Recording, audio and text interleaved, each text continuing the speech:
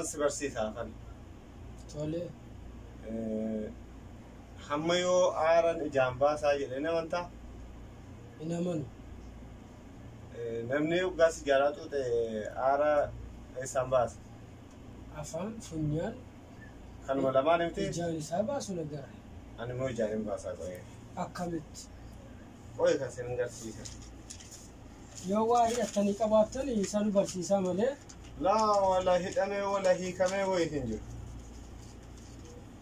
Gada ajaa'ibaa kottaa. Nama akkamii dhufee irra jiru? Qo'een caqaa suutee caqas. Waan caqaftooti. Tole waa barachuun gaariidha.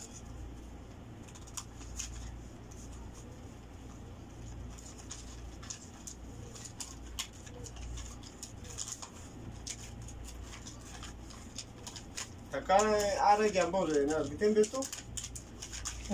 Namtichi tokko guyyaa tokko finyoo walitti hidhee bakka finyoo kana hin kutaa sana booda immoo finyoo kana fayyaa baasa.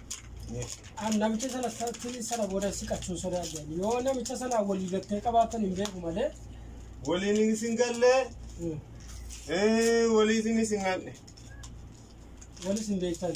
Waliin beeknu. Mana tamaariitii sana booda mana tamaarii dhaquun sodaadhaan. Hamma gaa kun sijaaraadhaa hajennu. Si galee? Kun sijaaraadhaa hajennu.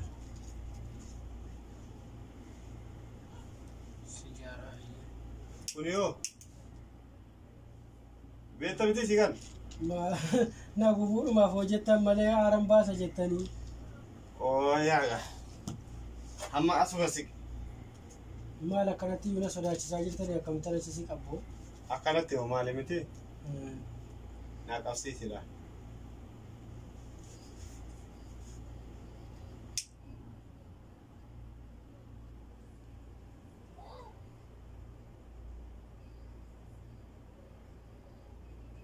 Qabanne jedhama.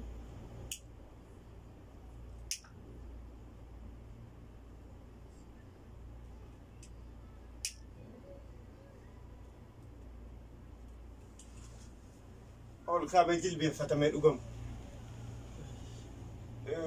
Qabsiisa malee.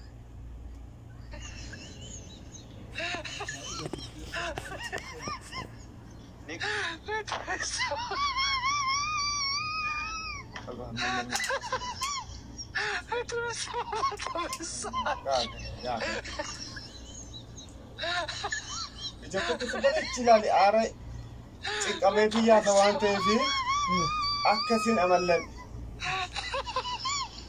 Apa kun akan? Ija koo gadi bareechi ilaali.